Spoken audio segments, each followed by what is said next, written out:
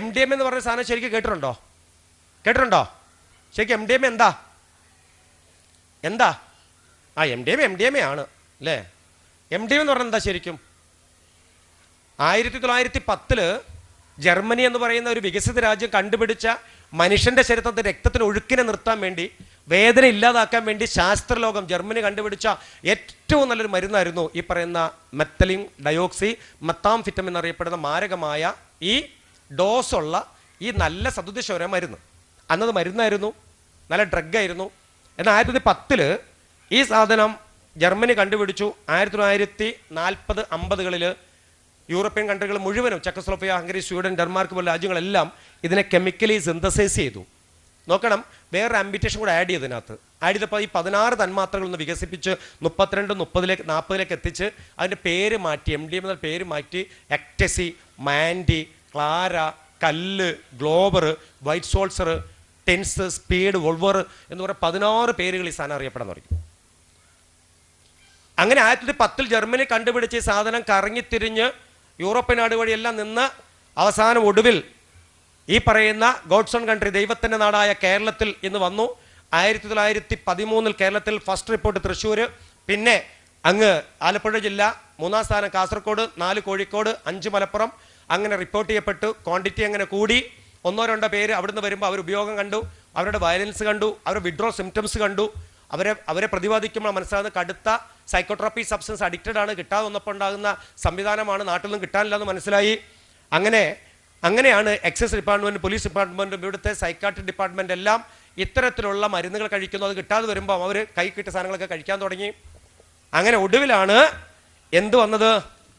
ഈ സാധനങ്ങൾ ഇങ്ങോട്ട് വരാൻ തുടങ്ങിയപ്പോൾ ഇപ്പം മുക്കിന് മൂലയിലെല്ലാം ഈ സാധനം കിട്ടാൻ തുടങ്ങി.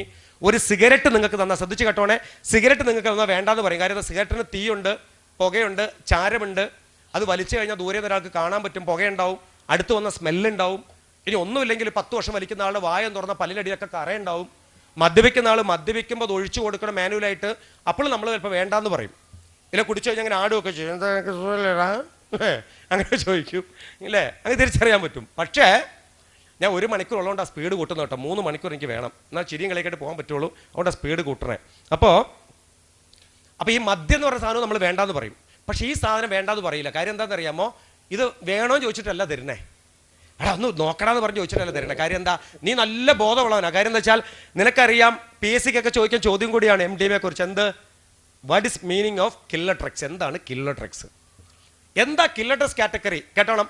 ഒറ്റത്തവണ ഉപയോഗിച്ചാൽ രണ്ടാമത് ഉപയോഗിക്കാൻ ശരീരം നിരന്തരമായി ആവശ്യപ്പെടുന്ന സൈക്കോട്രോപ്പി സബ്സ്റ്റൻസിന്റെ കാറ്റഗറിക്ക് പറയുന്ന പേരാണ് കില്ലർ ഡ്രഗ്സ് കാറ്റഗറി. അപ്പം how many types of the killer categories? Killer categories എത്ര ടൈപ്സ് കാറ്റഗറീസ് ഉണ്ടാവും അതിനകത്തെന്ന് അറിയാമോ? 18-ൽ പരം സൈക്കോട്രോപ്പി സബ്സ്റ്റൻസ് ഈ കാറ്റഗറിയിലുണ്ട്. പെപ്റ്റഡിൻ, ഹെറോയിൻ, ബ്രൗൺ ഷുഗർ, ആഷിക്കോയിൽ, നിറ്റോക്സ്, അങ്ങനെ MDMA അടങ്ങുന്ന 18-ൽ പരം കടുത്ത സൈക്കോട്രോപ്പി സബ്സ്റ്റൻസ് ആണ് കില്ലർ ഡ്രഗ്സ് കാറ്റഗറി വരുന്നത്.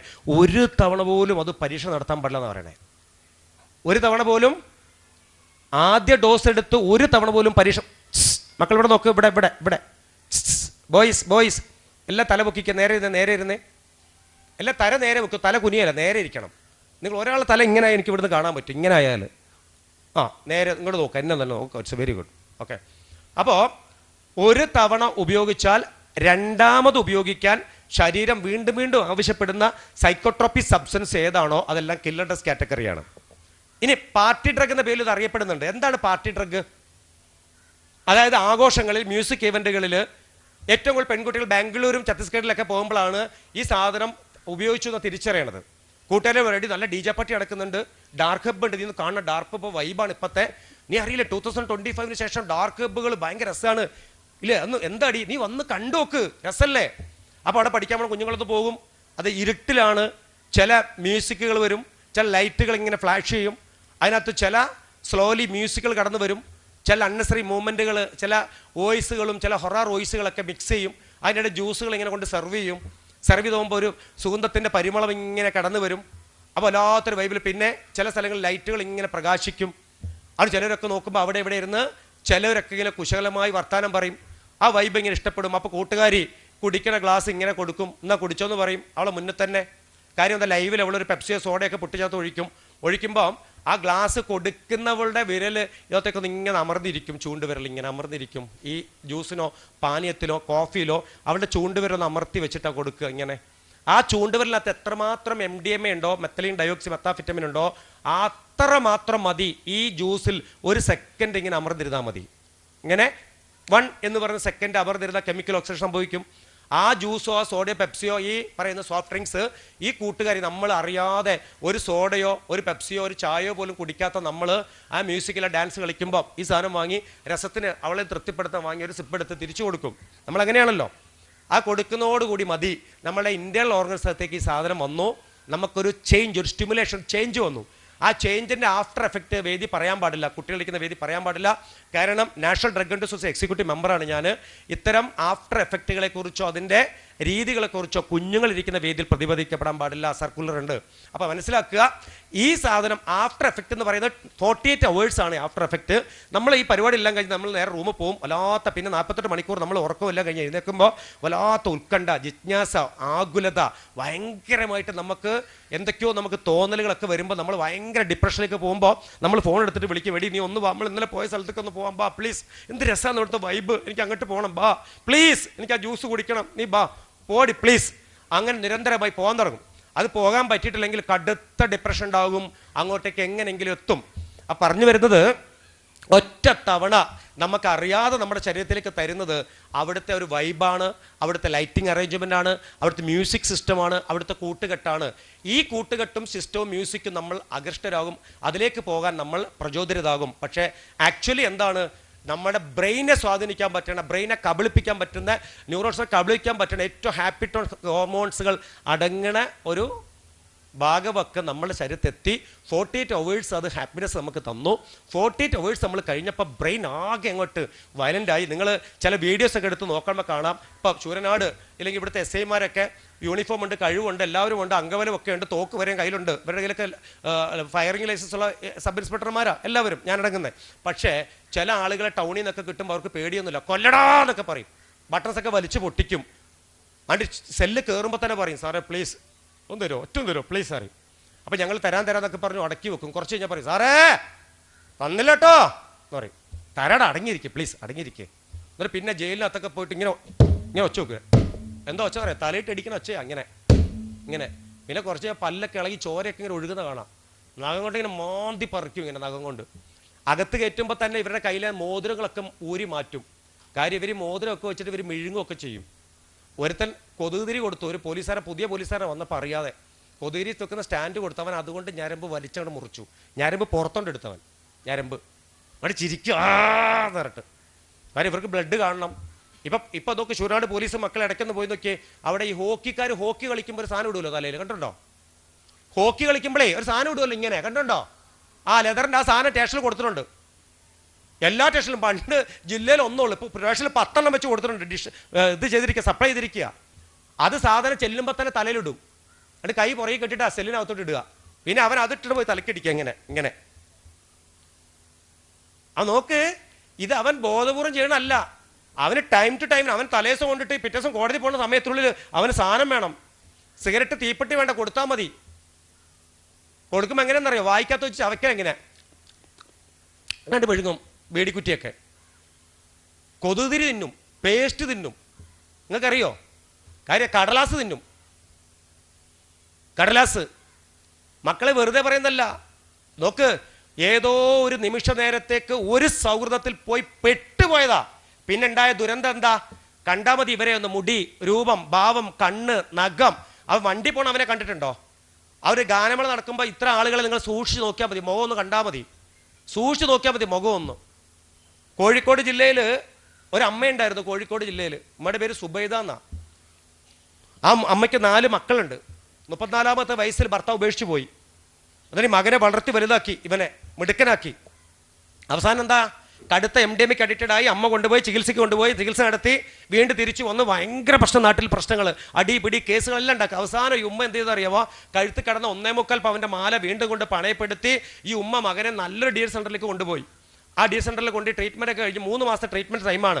ഈ പാവം പിടിച്ച് ഉമ്മ എന്ത് ചെയ്യുന്ന അറിയാമോ, ഈ 3 മാസം സമയമുണ്ടല്ലോ എന്ന് കരുതി ഇവൻ്റെ വന്നിട്ട് തെറിയും വഴക്കൊന്നും കേൾക്കണ്ടല്ലോ വെച്ചിട്ട് ഉമ്മയ്ക്ക് ഓപ്പറേഷൻ പറഞ്ഞത് നേരെ കോഴിക്കോട് മെഡിക്കൽ കോളേജിൽ നിന്ന് എമ്മയുടെ 60 അപ്പുറത്ത് ഓപ്പറേഷൻ ചെയ്തിട്ട് അടിവാരത്ത് വന്നിട്ട് മകളുടെ വീട്ടിൽ വന്ന് കിടക്കുകയായിരുന്നു. ചികിത്സ ഓപ്പറേഷൻ ചെയ്തിട്ട് ഈ ഉമ്മ കിടക്കുക വിശ്രമിക്കുക.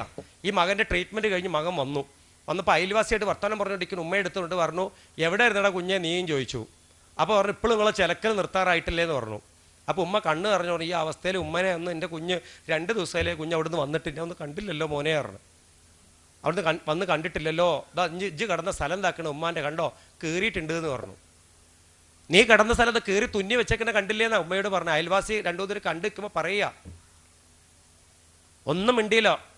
ഉമ്മയുടെ മുഖത്ത് നോക്കി കണ്ണുരുട്ടിയിട്ട് മകൻ ഇറങ്ങിപ്പോയി. അയൽവാസി പോകാൻ കാത്തു നിന്നു. അയൽ വിട്ട് പോയിട്ട് തേങ്ങ വെട്ടുള്ള കത്തി വാങ്ങിക്കൊണ്ടുവന്നു. വാങ്ങിക്കൊണ്ടുവന്നിട്ട് പുറകിൽ ഒളിപ്പിച്ച് വെച്ചിട്ട് പറഞ്ഞു, 1000 ഉറുപ്പിക്ക് കൊണ്ടായിരുന്നു.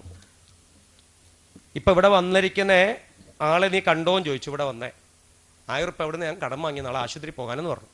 അത് തരാൻ അവിടെ വന്നേ, എന്നാ പൈസ കൊണ്ടായിരുന്നു. അതെങ്ങനെയാണ് മോനെ തരുന്നത്, അമ്മയ്ക്ക് ആളെ ആശുപത്രി പോകണ്ടേ ചോദിച്ചു. പറഞ്ഞു തീർന്നില്ല. ആദ്യ വെട്ടുമ്മയുടെ കഴുത്തിനിട്ടാണ് വെട്ടിയത്. കത്തി കൊണ്ട് ആഞ്ഞ് വെട്ടി. അപ്പം ഉമ്മയ്ക്ക് വിശ്വസിക്കാൻ പറ്റിയില്ല. മോനെ ആഷിക്കെന്ന് പറഞ്ഞു. 2ാമത്തെ വെട്ട് ഉയർന്നു പൊങ്ങി താരാട്ട് പാടിയ കൈക്കാണ് 2ാമത്തെ വെട്ട്. കയ്യെ വെട്ടി മാറ്റി. 3ാമത്തെ വെട്ട് കാൽത്തുടകളിലാണ്. 5 അവൻ കിടന്നു അല്ല, അവൻ്റെ 9.5 മാസം അവനെ ചുമന്ന് നൊന്ത് പ്രസവിച്ച് അവൻ കിടന്ന അടി പറഞ്ഞിട്ടാണ് 4ാമത്തെ വെട്ട്. അങ്ങനെ 6ാമത്തെ വെട്ടിൽ ചലനം ഇങ്ങനെ നിലച്ചു എന്ന് ഉറപ്പിച്ചപ്പോൾ ആ ചോര വരുന്ന കത്തിയുമായി അയൽവാസികൾ മുന്നിൽ കൂടെ നടന്ന് അങ്ങ് താമരശ്ശേരി പോലീസ് സ്റ്റേഷനിൽ അവിടുത്തെ GD എടുത്ത് പോയിട്ട് പറഞ്ഞു, ജന്മം കൊടുത്തതിന് എൻ്റെ ഉമ്മാനെ ഞാൻ കൊന്നിട്ടാണ് വരുന്നതെന്ന് പറഞ്ഞു.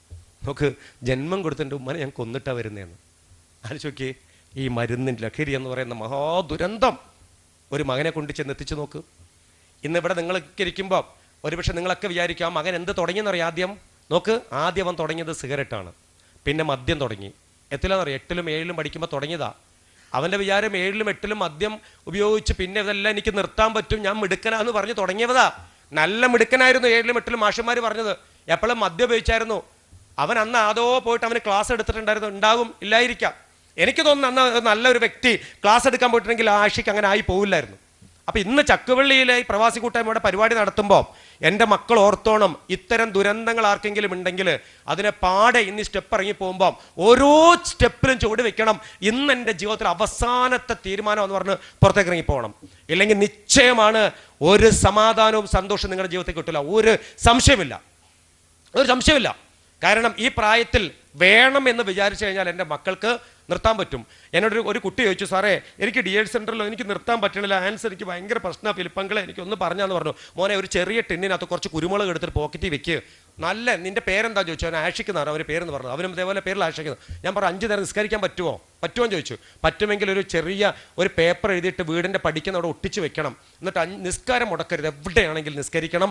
ഇതിൻ്റെ ഓർമ്മ വരുമ്പോൾ കുറച്ച് കുരുമുളക് എടുത്ത് കൈ വെച്ചിട്ട് മോൻ ചവച്ചിട്ട് ആ എരിവ് ഇറക്കിയിട്ട് ആ എരിവിനെ അങ്ങോട്ട് പിടിച്ച് നിർത്തണം. ഇത് മാത്രം മതി. എന്നിട്ട് മനസ്സിൽ അങ്ങോട്ട് 21 ദിവസം കണ്ടിന്യൂ ചെയ്യണം എന്ന് പറയും. എൻ്റെ മക്കൾക്ക് ഒരു കാര്യം ഞാൻ പറഞ്ഞു തരാം. എല്ലാ ആയുർവേദ ഡോക്ടർമാരുടെ അടുത്ത് പോയി കഴിഞ്ഞാൽ ആയുർവേദ ആചാര്യന്മാർ അവർ പറയും ഒരു 3 ആഴ്ച നമുക്കവിടെ നോക്കുക, കഴിക്കാൻ വരുന്നൊരു 3 ആഴ്ച. കാര്യം 7ൻ്റെ 3 ഗുണിതങ്ങളാണ്. 7 21 ദിവസം മരുന്ന് കഴിക്കാൻ പറയും. 21 ദിവസം ഈ മരുന്ന് കഴിക്കുമ്പോൾ നമ്മുടെ ശരീരത്തിന് ചില മാറ്റങ്ങൾ വരും. ചില തഴക്ക ദോഷങ്ങൾ മാറും. ബ്രെയിൻ ചില കാര്യങ്ങൾ മറക്കും. നിങ്ങളുടെ വീട്ടിലൊക്കെ അമ്മയൊക്കെ പറയും, നിനക്ക് എന്ത് പറഞ്ഞാൽ നീ കേൾക്കത്തില്ല, ചീപ്പിനകത്ത് മുടിയെടുത്ത് മാറ്റടി എന്ന് പറയുന്നത്. നിനക്ക് എന്താടി നിനക്ക് ബോധമില്ലാത്ത, നിനക്ക് എന്താടിയാ ഷൂവിനകത്ത് ചെരുപ്പെടുത്ത് മാറ്റി വെച്ചാൽ തൂത്ത് വാരിയാൽ ആ ബെഡ്ഷീറ്റ് വിരിച്ചിട്ടാൽ വലിയ കുട്ടിയായില്ലേ, നീ കല്യാണം കഴിക്കാറായില്ലേ, ഇങ്ങനെയൊക്കെ പറയും. നമ്മളിങ്ങനെ ഉമ്മ പറഞ്ഞു കൊടുക്കും, നമ്മൾ ചെയ്യൂല. ഉമ്മ ഒരു ദിവസം പറഞ്ഞു നിങ്ങൾക്കൊരു കയ്യടി തന്നു, ഗുഡ് എന്ന് പറഞ്ഞു. അവിടെ നിന്ന് ഒരു കലണ്ടർ മാർക്ക് ചെയ്തു. 2ാമത്തെ ദിവസം പറഞ്ഞു ഗുഡ് എന്ന് പറഞ്ഞു, കയ്യടി തന്നു, കലണ്ടർ മാർക്ക് ചെയ്തു. 21 ഡേയ്സ് കണ്ടിന്യൂസ് ആയിട്ട് ഈ ഒരു പ്രോസസ്സിങ് ഒരു ഉമ്മയ്ക്ക് ഒരു മകനിൽ ഇങ്ങനെ കൊടുക്കാൻ പറ്റിയെങ്കിൽ, കുറച്ച് അഭിനന്ദനങ്ങൾ കൊടുക്കാൻ പറ്റിയിട്ടുണ്ടെങ്കിൽ, ഒരു കൂട്ടുകാർ നിർത്തിയിട്ടുണ്ടെങ്കിൽ മറ്റൊരു കൂട്ടുകാരാടാ മിടുക്കനായി, നീ സൂപ്പറായിടാ, ഇപ്പം നിനക്ക് 2ാമത്തെ ദിവസം നീ ഇത് ഉപയോഗിച്ചിട്ടില്ലല്ലോ, ഞാനുണ്ടോ എന്നെപ്പോലെ ആടാതെ പറഞ്ഞ് സപ്പോർട്ട് ചെയ്ത് കഴിഞ്ഞാൽ 2ാമത്തെ ദിവസം 3ാമത്തെ ദിവസം 21 ഡേയ്സ് അതിൻ്റെ പീക്ക് ടൈമിൻ്റെ ആ മെമ്മറി ഇതങ്ങനെ ഡിലേറ്റ് ചെയ്ത് 22ാമത്തെ ദിവസം തൊട്ട് നല്ല ബോൾഡാവും.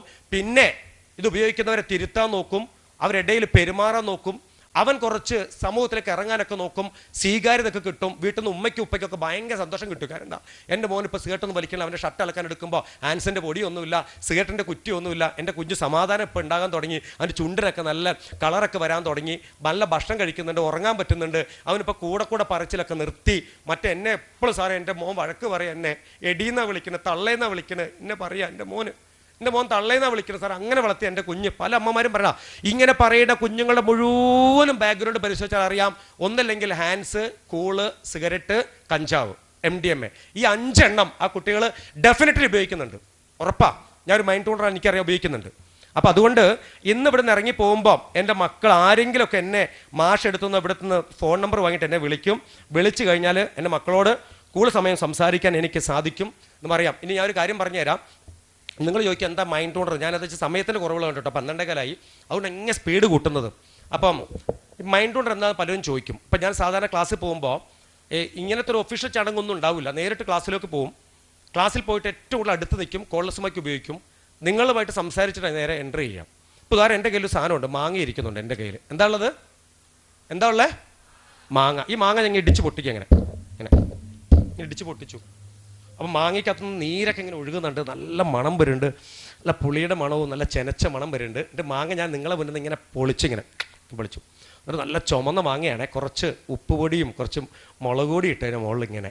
എന്നിട്ട് ആ പൊളിച്ച് വെച്ച കഷ്ണം വെച്ച് ഞാൻ തിരുമ്മി ഇങ്ങനെ. എന്നിട്ട് നിങ്ങളെങ്ങനെ കാണിച്ചോ ഞെക്കിയപ്പോൾ നീരിങ്ങനെ വരുന്നുണ്ട്. ആ നീര് കയ്യിൽ വന്നപ്പോൾ ഞാൻ ഇങ്ങനെ എന്നിട്ട് ആ മാങ്ങ ഇങ്ങനെ കടിച്ചിട്ട്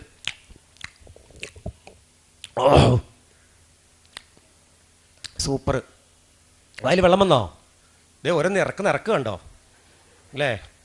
ഇങ്ങനെ ഇറക്കണം ഇങ്ങനെ അല്ലേ? എവിടുന്ന വെള്ളം വന്നത്? എവിടുന്ന വെള്ളം വന്നേ? വായിക്കകത്തുനിന്ന്. എങ്ങനെ വായിന്ന് എവിടുന്ന വന്നേ? ഉമ്മിനീർ ഗന്ധിക്കകത്തുനിന്ന് ഉമ്മിനീർ വന്നു, റൈറ്റ്? രുചി കുമളകൊണ്ടല്ലേ വന്നത്. നിങ്ങളിങ്ങനെ ഇമാജിൻ ചെയ്തു, മാങ്ങയ്ക്ക് പുളിയുണ്ടെന്ന് ഇമാജിൻ ചെയ്തപ്പോൾ ബ്രെയിൻ അതിനെ മനസ്സിലാക്കി സന്ദേശങ്ങൾ കൊടുത്തു. അങ്ങനെ സമൃദ്ധമായിട്ട് രുചികുമളകളെ അങ്ങനെ വികസിപ്പിച്ചു. ആ രുചികുമളയ്ക്കകത്തുകൂടെ ഉമ്മിനീർ ഇങ്ങനെ പ്രൊഡ്യൂസ് ചെയ്ത് വായിക്കകത്തേക്ക് വന്ന് ഉമ്മിനീരായി ദഹനപ്രക്രിയക്കുള്ള ഒരു പ്രോസസ്സിങ് അല്ലേ സ്റ്റാർട്ടപ്പ് ചെയ്തു. അപ്പോൾ സമൃദ്ധമായിട്ട് ഉമ്മിനീർ ഗന്ധികളുള്ളത് വായുടെ 3 ഇഞ്ച് നീളത്തിലാണ്. എത്രയാ? 3 ഇഞ്ച് നീളത്തിലാണ്. ബോയ്സ് എത്ര നീളത്തിലാ? 3 ഇഞ്ച് നീളത്തിൽ. നമ്മൾ ഗുളിയൊക്കെ കഴിക്കുമ്പോൾ എവിടെ വെച്ചിട്ടാണ് കഴിക്കണേ? ഈ നാവിൻ്റെ തുമ്പത്താണോ? നാവിൻ്റെ തുമ്പത്ത് നമ്മൾ എന്താ കഴിക്കുക? അമ്മയൊക്കെ പുളിയിഞ്ചി അച്ചാറ് ഒക്കെ ഇടുമ്പോൾ നമ്മൾ എവിടെ വെച്ചിട്ടാണ് കഴിക്കുക? തേനൊക്കെ കഴിക്കണം എവിടെ വെച്ചിട്ടാ? എവിടെ മോളെ കഴിക്കണ തേൻ? പറഞ്ഞോ, SP കുഞ്ഞല്ലേ, ബോൾഡായിട്ട്. തേൻ കഴിക്കണം എവിടെ വെച്ചിട്ടാ? തേന് നാവിൻ്റെ എവിടെയാന്ന് പറയൂ? അണ്ണാക്കിലാണോ? എവിടെ? തുമ്പത്ത്, റൈറ്റ്. ഓക്കെ. അപ്പം നമ്മൾ തേനൊക്കെ നമ്മൾ നാവിൻ്റെ തുമ്പത്തല്ലേ കഴിക്കുക അല്ലേ? ആണോ? പറ. അതെ. അപ്പം നമ്മൾ ഈ ഗുളിക കഴിക്കുമ്പോൾ എവിടെ വെക്കും? അണ്ണാക്കിൽ, മാക്സിമം ഉള്ളി വെക്കും, റൈറ്റ്? അതെന്തിനാ അവിടെ വെക്കുന്നത്? എന്തിനാ? രുചി അറിയാതിരിക്കാൻ, ശരിയല്ലേ? അപ്പോൾ നോക്ക്, ഇവിടെ നമ്മൾ ഈ ഭാഗത്ത് വെക്കുന്നത് നമ്മൾ ഈ പറയണ തേന് അല്ലെങ്കിൽ പുളി അച്ചാറ്, പുളിയിഞ്ചി അച്ചാറുകൾ ഏറ്റവും രുചി അറിയാൻ വേണ്ടി നമ്മൾ നാവിൻ്റെ തുമ്പത്ത് കഴിക്കും ഇങ്ങനെ. അപ്പോൾ നോക്കണം, സമൃദ്ധമായിട്ട് ഉമ്മിനീർ ഗന്ധികളുള്ള സ്ഥലത്താണ് നമ്മളിങ്ങനെ ഒരു പാക്കറ്റ് ഇങ്ങനെ പൊട്ടിച്ച് കയ്യിൽ വെച്ചിട്ട് ഇങ്ങനെ തിരുമ്മി അങ്ങോട്ടും ഇങ്ങോട്ടും നോക്കിയിട്ട് നമ്മൾ ഇങ്ങനെ ആക്കിയിട്ട് ഇങ്ങനെ ആക്കി നോക്കും. എന്താ അതിൻ്റെ പേര്? ആൻസ്. പിന്നെ സഞ്ചി ഉണ്ടോ, ചെറിയ തലകണ പോലത്തെ സഞ്ചി, അതിൻ്റെ പേരെന്താ? കൂള്. അതും കുത്തിക്കറ്റി വെക്കും ഇങ്ങനെ. ഇനി കേട്ടോണം, ഫിലിപ്പമ്പാട് പറയുന്നതല്ല, 2021 നാഷണൽ ഡ്രഗ് ആൻഡ് ഡോസേജ് ഔദ്യോഗിക സൈറ്റ് ഒന്ന് ഓപ്പൺ ആക്കുക മൊബൈലിൽ. അതിനകത്ത് national equipment physical health laboratory from Hyderabad result. ഇതിനകത്ത് WWയുടെ ലേറ്റസ്റ്റ് ഇതാണ്, 2022 ഫെബ്രുവരി 7 അവരുടെ പുതിയ സെൻസസ് പ്രകാരം പാൻ മസാലകളായ ആൻസിലും കൂളിലും 240 പരം ക്യാൻസർ വരാൻ സാധ്യതയുള്ള കെമിക്കലുകളാൽ സമ്പന്നമാണ്. അതിൽ നമ്പർ 1 നോക്ക്, നമ്പർ 1 പോളിപർപ്പിലിൻ പാരാനെട്രിഫിനോള്, അതുപോലെ citric acid plus glass powder, കുപ്പിച്ചിലിൻ്റെ പൊടി ചേർക്കുന്നുണ്ട്. 7.5 കുപ്പിച്ചിൽ പൊടി പൊടിച്ച് ചേർക്കുന്നുണ്ട്. എന്തിനാണെന്നറിയാമോ? ഇന്റേണലിനകത്ത് ചെറിയ സുഷിരങ്ങളിലൂടെ കുത്തി കയറുമ്പോൾ ഇതിനകത്ത് അടങ്ങിയിരിക്കുന്ന ലഹരി പദാർത്ഥം തലച്ചോറിലേക്ക് ചെല്ലണം, പെട്ടെന്ന് സ്റ്റിമുലേഷൻ ഉണ്ടാവണം, വില തുച്ഛം ഗുണമെച്ചം. അതുകൊണ്ട് തന്നെ ഈ സാധനം ഉപയോഗിക്കുന്നവർക്ക് ആർക്കും ഇതിൽ നിന്ന് രക്ഷപ്പെടാൻ ബുദ്ധിമുട്ടാണ്, ഒഴിവാക്കാൻ ബുദ്ധിമുട്ടാണ്. ഇപ്പോഴത്തെ ഹാൻഡ്സ് ഉപയോഗിക്കുന്നവർക്കൊരു ഗിഫ്റ്റ് ഉണ്ട്. എന്താ ഗിഫ്റ്റ് എന്നറിയാമോ? ബോയ്സ് എല്ലാവരും നേരെ ഇരിക്കും, തല പൊക്കിയിരിക്കണം, നിർബന്ധ. തല താക്കാൻ പറ്റില്ല. ആ, അവിടെ ഒരു വരയിട്ട ഷർട്ട് തല താത്തിരിക്കണം. ആ, okay, okay okay okay okay. അപ്പോൾ നോക്ക്, ആൻസ് എന്ന് പറയുന്ന സാധനം ഒരു ഗിഫ്റ്റ് ഉണ്ട്. എന്താ ഉപയോഗിക്കുന്നവർക്ക് ഇപ്പോൾ ഒരു കോംപ്ലിമെൻ്ററി ആയിട്ട് സംഭവം കൊടുക്കുന്നത് എന്താണെന്നറിയാമോ? ആ പാക്കറ്റിൻ്റെ അപ്പുറത്തും ഇപ്പുറത്തും നോക്കിയാൽ മതി, ഈ രണ്ട് ഭാഗവും കൊണ്ട് പഴുത്ത് ഓട്ടായിട്ടുണ്ട് ഇവിടെ. ക്യാൻസർ, എന്ത് ക്യാൻസറാണെന്നറിയാം? നമ്മളെ അച്ഛനും അമ്മയ്ക്കൊക്കെ ക്യാൻസർ ഉണ്ടാവും. ക്യാൻസറിന് കീമോ ഉണ്ട്, അതേപോലെ മെഡിറ്റേഷൻ ഉണ്ട്, അതേപോലെ തന്നെ റേഡിയേഷൻ ഉണ്ട്, സുഖം പ്രാപിക്കും. പക്ഷേ ആൻസ്, ചൈനീസ് സിഗരറ്റ്, അതുപോലെ തന്നെ കൂള്, ഇത് ഉപയോഗിച്ചിട്ട് വരുന്ന ക്യാൻസറിൻ്റെ പേരാണ് sub mucous oral fibrosis syndrome. മൃദുലമായ കോശഭാഗം ദ്രവിച്ച് ഇവിടെ പഴുപ്പും സ്രവവും ദുർഗന്ധത്തോടു കൂടി ഒഴുകുന്നതിൻ്റെ പേരാണ് sub mucous oral fibrosis syndrome. Gopalan 21 വയസ്സ്, വൈത്തിരി സ്വദേശി, ഗാനമേള പാട്ട് പാടുന്നവൻ. ചാലക്കുടി പാടാൻ നിൽക്കുമ്പോൾ രാവിലെ കൂട്ടുകാർ വന്നിട്ട് പുറത്ത് കാത്തു നിന്നിട്ട് ബാടാന്ന് പറഞ്ഞ് ഉറക്കെ വിളിക്കുക. ഓടിപ്പോയി ബാത്റൂം പോയിട്ട് ബ്രഷ് എടുത്തിട്ട് സ്പീഡ് പല്ല് വെക്കുകയാണ്. നോക്കുക, ബ്രഷ് തുളച്ച് പുറത്തോട്ട് വന്നതിലെ ബ്രഷ് ഇങ്ങനെ വന്നപ്പോൾ വലിച്ചെടുത്തു ബ്രഷ് ഇതിലെ. എന്നിട്ട് അലറിക്കരിഞ്ഞു. അമ്മാറുണ്ട്, ചാടി എന്നിട്ടു. അമ്മ എന്താ വെച്ചു? അമ്മ ഓട്ടം വന്നമ്മ ഇതിലായിരുന്നു. കൽപ്പറ്റ കൊണ്ട് ആരോഗ്യ കേന്ദ്രത്തിൽ, കൽപ്പറ്റ ബത്തേരി കൽപ്പറ്റ, ഡോക്ടർ റെഫർ ചെയ്തു. RCC 2021 ഏപ്രിൽ 7-ാം തീയതി ഗോപാലൻ പോയി. ഗോപാലിൻ്റെ വീഡിയോ ഉണ്ട്, ഒന്ന് കാണുന്ന സമയം കിട്ടുക. www.national drug control society public relation വകുപ്പിൻ്റെ വീഡിയോ 3 മിനിറ്റ് ഗോപാലിനെ കാണാൻ പറ്റും. സുന്ദരനായ നാടൻപാട്ട് കലാമണിയുടെ പാടുന്ന ഗോപാലിനെ, അതിൻ്റെ വീഡിയോ ഒന്ന് കാണണം. എന്നിട്ട് ഗോപാലിനെ കാണണം. ഗോപാലൻ പറയുന്നുണ്ട്, എനിക്ക് വന്ന ഗതി നിങ്ങൾക്ക് വരാതിരിക്കട്ടെ. ഇത് പറഞ്ഞു തരുമ്പോൾ കണ്ണിലൂടെ പഴുപ്പിറങ്ങി വരുന്നേ, കണ്ണിലൂടെ. ഇവിടെ ഒന്നും മാംസമില്ല, 2 കിലോ പഞ്ഞി എടുത്ത് അങ്ങനെ വെച്ചേക്കണേ. തലയൊക്കെ ഇങ്ങനെ നേർന്ന് മുടിയൊക്കെ പൊഴിഞ്ഞ് ഒരു വികൃത രൂപമാണ്. 3 വർഷം കിടന്നു RCCയിൽ, 3-ാമത്തെ വർഷം മരിച്ചു. നോക്ക്, ഒരു വൈദ്യശാസ്ത്രം രക്ഷപ്പെടുത്താൻ പറ്റില്ല. ക്യാൻസർ എന്ന് പറയുന്നത് ഈ പറയുന്ന പുകയില നിരന്തരമായി ചുണ്ടിനടിയിൽ കൂള് പോലെ സാധനങ്ങൾ വെച്ച് മൃദുലമായ കോശഭാഗത്തിനകത്ത് ഒറ്റതുള്ളൂ. അതിനെ നിങ്ങളെ പേടിപ്പിക്കല്ല. എങ്ങനെയാണ് ഒരു മാങ്ങ ഞാനിവിടെ തിന്നാതെ തിന്നു എന്ന് പറഞ്ഞപ്പോൾ നിങ്ങളുടെ വായിക്കകത്ത് സമൃദ്ധമായിട്ട് ഉമ്മിനിറ എവിടുന്നാണ് വന്നത്? അത്ര സുഷിരങ്ങളുണ്ട് അതിനകത്തേക്ക്. എത്രമാത്രം അസംസ്കൃത പദാർത്ഥങ്ങളാൽ സമ്പന്നമായ ഗ്ലാസ് പൗഡർ മിക്സ് ചെയ്ത സാധനം ഇവിടെ വെച്ചിട്ട് ഇരിക്കുമ്പോൾ വരും. അതുകൊണ്ട് എൻ്റെ പൊന്നുമക്കൾക്ക് ഉത്തരവാദിത്തമുണ്ട്, പെൺകുട്ടികൾക്ക് നിങ്ങൾക്ക് ഉത്തരവാദിത്തമുണ്ട്. നിങ്ങളുടെ ക്ലാസ്സിൽ ഏതെങ്കിലും കുട്ടി ഇത് ഉപയോഗിക്കുന്നതെന്ന് അറിഞ്ഞാൽ അവനെ തിരുത്തിയിട്ടില്ലെങ്കിൽ നമ്മുടെ കുടുംബത്തെ എവിടെയെങ്കിലും ഈ മഹാമാരി പിടിപെടും. ഉറപ്പാ പിടിപെടും. ഡയറക്റ്റ് ഇൻഡയറക്റ്റ് നമുക്ക് പിടിക്കും. കാര്യം എന്താ? നീ കണ്ടിട്ടും ഉണ്ടായിരുന്നു, നീ കണ്ടിട്ടും അറിഞ്ഞിട്ടും ഉണ്ടായിരുന്നു. അൻഷിത എന്ന് പറഞ്ഞൊരു പെൺകുട്ടിയുണ്ട്, ഞാൻ നിലമ്പൂർ മാനവേദ സ്കൂളിൽ അൻഷിത കുട്ടിയാ. അവൾ എന്താ ചെയ്തത് അറിയാം? ക്ലാസ് കഴിഞ്ഞ് ഞങ്ങൾ പോയി, അവൾ കത്ത് എഴുതി വീട്ടിൽ ചെന്നിട്ട്. അവൾ എഴുതിയ കത്ത് എന്താണെന്നറിയാമോ? വെള്ളം തരുന്നു, വേറെ കുപ്പിയുണ്ടോ? വെള്ളം, ഒരു ഫ്രഷ് കുപ്പി ഉള്ളത്. അവൾ എന്താ എഴുതിയെന്നറിയാമോ? കത്ത് ഒന്ന് പൊട്ടിക്കുന്നു. അവള് കത്ത് എഴുതി,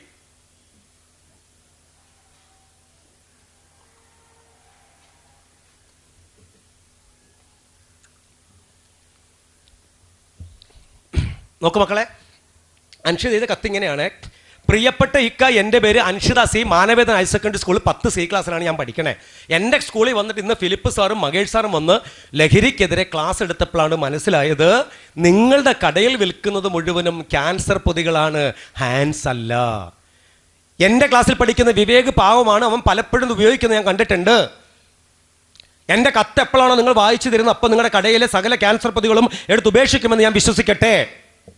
പലപ്പോഴും സ്കൂളിൽ നിന്ന് ഇറങ്ങി വരുമ്പോൾ നിങ്ങളുടെ കടയിൽ 3 പെൺകുട്ടികൾ ഇരിക്കുന്നത് കണ്ടിട്ടുണ്ട്. അത് നിങ്ങളെ മക്കളെന്ന് എനിക്ക് തിരിച്ചറിയാൻ സാധിച്ചു. അതിനിടെ എഴുതിയിരിക്കുകയാണ്, വീണ്ടും എഴുതിയിരിക്കുക: കുഞ്ഞ്, പ്രിയപ്പെട്ട ഇക്ക, എന്നെ ഒരു മകളായി കരുതുമെന്ന് ഞാൻ വിശ്വസിക്കട്ടെ. എൻ്റെ കത്ത് എപ്പോഴാണോ നിങ്ങൾ വായിച്ചു തരുന്നത് അപ്പോൾ ഈ സതുദ്ദേശം നിങ്ങൾ നടക്കുമെന്ന് വിശ്വസിച്ചുകൊണ്ട് കത്ത് നിർത്തുന്നു. Anshitha C, Manaveda higher secondary school, Nilambur. കത്ത് മടക്കി ഇവള് ഉറങ്ങിയില്ല കേട്ടോ. രാവിലെ വീണ്ടും എഴുതിച്ചിട്ട് വീണ്ടും ആലോചിച്ചു. എന്നിട്ട് വീണ്ടും കത്തിൻ്റെ അടിയിൽ വീണ്ടും എഴുതി: പ്രിയപ്പെട്ട ഇക്ക, നിങ്ങൾക്ക് 3 പെൺകുട്ടികളിലെ ഭാവിയിൽ അവരെ വിവാഹം ചെയ്ത് കൊടുക്കുമ്പോൾ അവരെ കെട്ടിക്കൊണ്ടുപോകുന്ന പുരുഷന്മാർ കടുത്ത ലഹരി പദാർത്ഥങ്ങൾക്ക് അടിമപ്പെട്ടവരാണെന്ന് തിരിച്ചറിയുമ്പോൾ ഉപ്പ എന്ന സ്ഥാനത്ത് നിന്നുകൊണ്ട് അന്ന് ചിന്തിക്കുമ്പോൾ നിങ്ങൾക്ക് സങ്കടം വരുമോ ഇല്ലയോ? കത്ത് മടക്കി വെച്ച് ബ്രേക്ക്ഫാസ്റ്റും കഴിച്ചില്ല. സ്കൂളിൻ്റെ അടുത്ത് പോയി. ഈ സ്കൂളിൻ്റെ അടുത്ത് കച്ചവടം ചെയ്യേണ്ട മനുഷ്യനെ ഇങ്ങനെ നീട്ടിയിട്ട് പറഞ്ഞു, എന്നാന്ന് പറഞ്ഞു. എന്താ ചോദിച്ചു? വായിക്കാൻ പറഞ്ഞു. തിരിച്ചു വരുമ്പോൾ കട അടഞ്ഞ് കിടക്കുക. 2-ാമത്തെ ദിവസം കട തുറന്നിട്ടില്ല, 3 തുറന്നിട്ടില്ല. 4-ാമത്തെ ദിവസം ഈ മനുഷ്യൻ ഈ കത്തുമായിട്ട് ടീച്ചറെ അടുത്തെത്തി. ടീച്ചറുണ്ട് പറഞ്ഞു: സാറേ, ടീച്ചറെ, എനിക്ക് ഈ കുട്ടിയെ വിളിക്കണം, ആ ഫിലിപ്പ് സാറിനെ വിളിക്കണം, നിർബന്ധമായിട്ട് വിളിക്കണം എന്ന് പറഞ്ഞു. അങ്ങനെ ഓഡിറ്റോറിയത്തിനകത്ത് ഈ കുട്ടിയുണ്ട്, അവിടുത്തെ HM ഉണ്ട്, ഞാനും ഉണ്ട്, എല്ലാവരും ഉണ്ട്. ഈ മനുഷ്യൻ വലിയൊരു മനുഷ്യൻ തലയും തത്തി നിൽക്കുക. റിയാദിൽ 19 വർഷം റിയാദ് ജോലി ചെയ്തിട്ട് 14 കടമുറിയുണ്ട്, 2-3 വാടക വീടുണ്ട്. ഇയാൾ പറഞ്ഞെന്താ പറയുക, പലചരക്കടയുണ്ട്. സാറേ, 5 പ്രാവശ്യം നിലമ്പൂർ പോലീസ് എന്നെ പിടിച്ചിട്ടുണ്ട് ഹാൻസ് വിറ്റേന്. 5 പ്രാവശ്യം കേസ് എടുത്തിട്ടുണ്ട് സാറേ. പക്ഷേ എൻ്റെ കടയിൽ പലചരക്ക് കടയുണ്ട് സാറേ. ഈ ഹിന്ദിക്കാർ ഭായിമാർ താമസിക്കുന്നുണ്ട് അവിടെ. ഓർക്ക് ഈ സാധനം കൊടുക്കുമ്പോൾ പലചരക്ക് സാധനം വാങ്ങണമെങ്കിൽ അൻസ് കൊടുക്കണം. അൻസ് കൊടുത്തില്ല പലചരക്ക് കച്ചവടം നിന്ന് പോകും. അങ്ങനെ ഞാനിത് കൊണ്ട് കൂടെ കൊടുത്തു. അല്ലാതെ ഞാൻ ഉള്ളയാണെങ്കിൽ ഞാൻ കൊടുത്തില്ല, കുട്ടിയെ കൊടുക്കൂല. അങ്ങനെ അറിയാതെ കുട്ടികൾ വാങ്ങിയിട്ടുണ്ടാവും സാറേ. എനിക്ക് പലചരക്കും വേണ്ട, ഒന്നും വേണ്ട, നിർത്തി സാറേ, എൻ്റെ കണ്ണു തുറപ്പിച്ച് മോളെന്ന്. നോക്ക്, 5 പ്രാവശ്യം നിലമ്പൂർ പോലീസ് വിചാരിച്ചിട്ട് നടക്കാത്തത് ഒരു 10ാം ക്ലാസ്സിൽ പഠിക്കുന്ന അൻഷിത എന്ന് പറയുന്ന പെൺകുഞ്ഞ്, ഒരു ഓട്ടോറിക്ഷക്കാരൻ്റെ മകൾ ഉറങ്ങാതെ രാത്രി പേനയും പേപ്പറും എടുത്ത് അവൾ എഴുതി എഴുത്തുണ്ടല്ലോ, പ്രിയപ്പെട്ട ഇക്ക, നിങ്ങൾക്ക് 3 പെൺകുട്ടികളല്ലേ, ഭാവിയിൽ വിവാഹം ചെയ്ത് കൊടുക്കുമ്പോൾ അവരെ കെട്ടിക്കൊണ്ട് പുരുഷന്മാർ കടുത്ത ലഹരി പദാർത്ഥങ്ങൾക്ക് അടിമപ്പെട്ടവരാണെന്ന് തിരിച്ചറിഞ്ഞ സങ്കടം വരുമോ ഇല്ലയെന്നാണ് ചോദിച്ചത്. ചങ്കിലങ്ങോട്ട് കുത്തി ആ മകള്. അടിക്കാനോ പിടിക്കാനോ പോലീസ് പിടിക്കാനല്ല, പോലീസ് വിളിച്ച് നിങ്ങൾ പറഞ്ഞു നോക്ക്, പോലീസ് വരും, ഇവിടുന്ന് SI വരും, ഞങ്ങൾ വരും, ആൾക്കാർ വരും, ജീപ്പിലെടുത്ത് കൊണ്ടുപോകും, തൊലിക്കെട്ടി ഇങ്ങോട്ട് കൂടും, കാണ്ടാപുരത്ത് തൊലിയാവും. കാര്യം എന്താ, 5 മിനിറ്റോടെ മനുഷ്യൻ പുറത്തിറങ്ങി വരും. 500 രൂപ ഫൈനുള്ളൂ. ഈ ഹാൻഡ്സ് വിറ്റ 500 രൂപ ഫൈനുള്ളൂ. ഒരു പാക്കറ്റിന് 5 രൂപയ്ക്ക് വാങ്ങിയിട്ട് 70 രൂപയ്ക്ക് വിൽക്കണത്. 10 പാക്കറ്റ് 700 രൂപ കിട്ടും.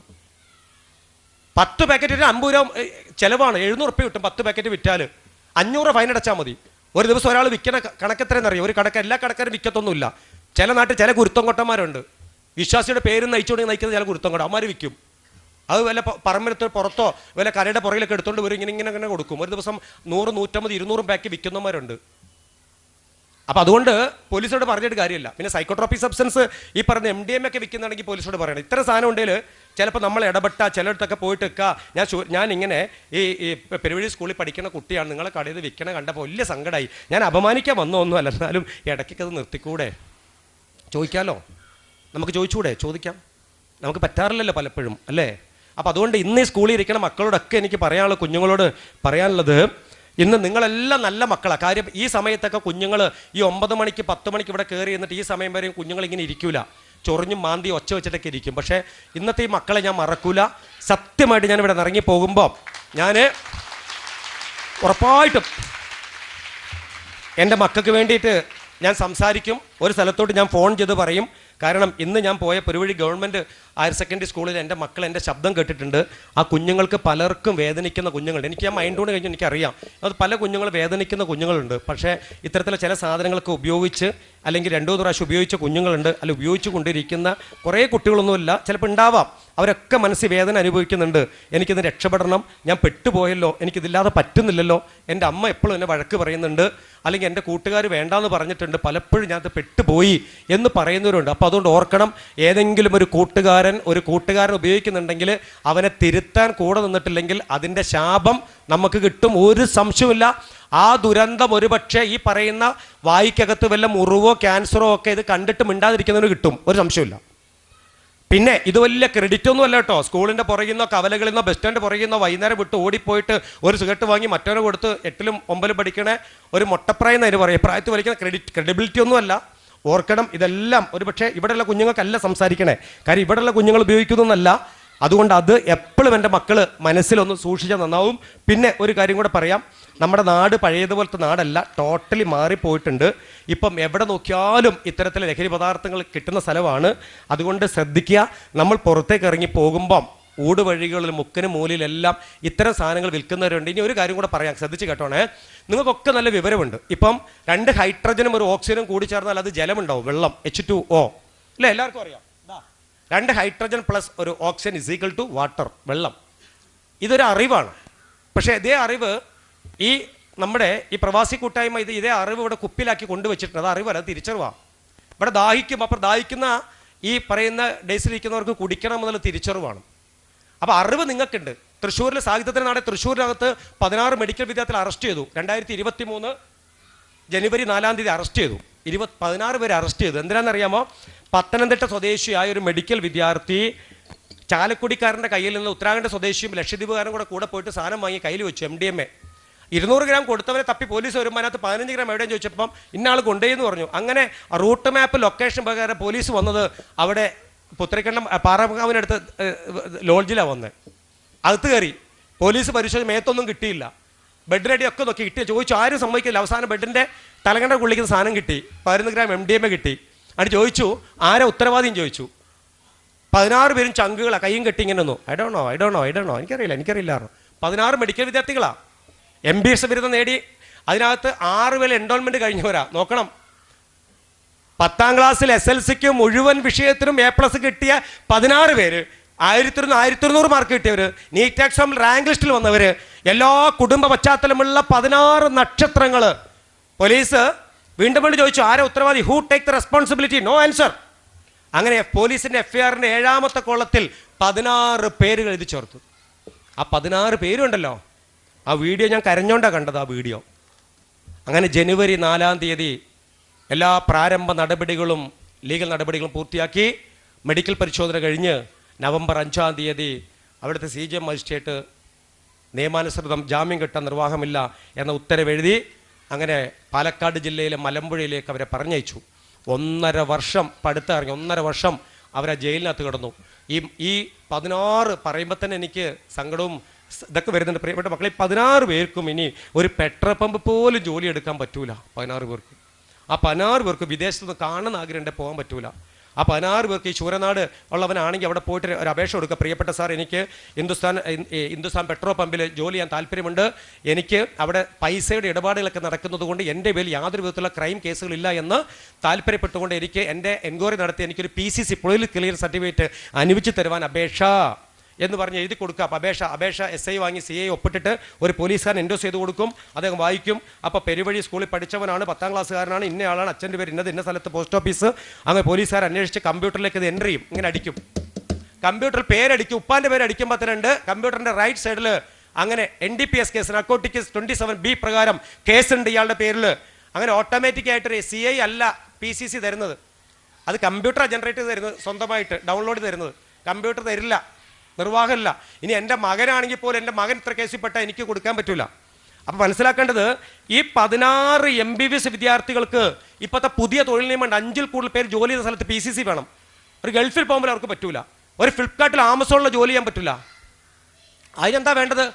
10ാം ക്ലാസ് പാസ്സായാൽ മാത്രം മതി. അവിടെ എന്താ വേണ്ടത്? ഒരു ഡ്രൈവിംഗ് ലൈസൻസ് ഉണ്ടെങ്കിൽ ഫ്ലിപ്കാർട്ടിൽ ഇപ്പോൾ ജോലി ചെയ്താൽ 25,000 മാസം കിട്ടും ഡ്രൈവിംഗ്, വീട്ടിൽ സാധനം കൊടുക്കാൻ. പക്ഷേ കേസുണ്ടോന്ന് കമ്പനി ചോദിക്കും, PCC വേണം നിർബന്ധ. PCC കിട്ടൂല സ്റ്റേഷനിൽ. അതുകൊണ്ട് എൻ്റെ അപേക്ഷയാണ് എൻ്റെ മക്കളോട്, ലഹരി പദാർത്ഥങ്ങൾ ഉപയോഗിക്കുന്നതിനല്ല, ഉപയോഗിക്കുന്നവരുടെ പരിസരത്ത് നിന്ന് ഓടി രക്ഷപ്പെടണം. പരിസരത്ത് നിന്ന് ഓടി രക്ഷപ്പെടണം. ആ സൗഹൃദം നമുക്ക് വേണ്ട. ആ സൗഹൃദം വേണ്ട വേണ്ട വേണ്ട. കാരണം നിങ്ങൾ ഓർത്തോളൂ, ഈ ലഹരി ഉപയോഗിക്കുന്ന ഒരു മനുഷ്യനും, അതിലെ പെൺകുട്ടിയുടെ ഒരു കാര്യം പറയാം, ഏതെങ്കിലും ലഹരി ഉപയോഗിക്കുന്നവൻ നിങ്ങളെ നോക്കി ചിരിച്ചാൽ അവനെ ചാണകം എടുത്തെറിയണം, മുഖത്ത് ചാണകം എടുത്തെറിഞ്ഞോണം കേട്ടോ. നിങ്ങൾ അറിയണം, നിങ്ങളെ ക്ലാസ്സിൽ എവിടെയെങ്കിലും ഉള്ളവരറിയും, ചിരിക്കാമെന്ന് എറിഞ്ഞോടിക്കണം. അങ്ങനെ ഞാൻ പറയാം. ജീവിതത്തിനകത്ത് ലഹരി എന്ന് പറഞ്ഞ സാധനം ഉപയോഗിക്കുന്ന ഒരുത്തൻ കോടികളും സമ്പാദ്യമുണ്ട്, എല്ലാം ഉണ്ട്.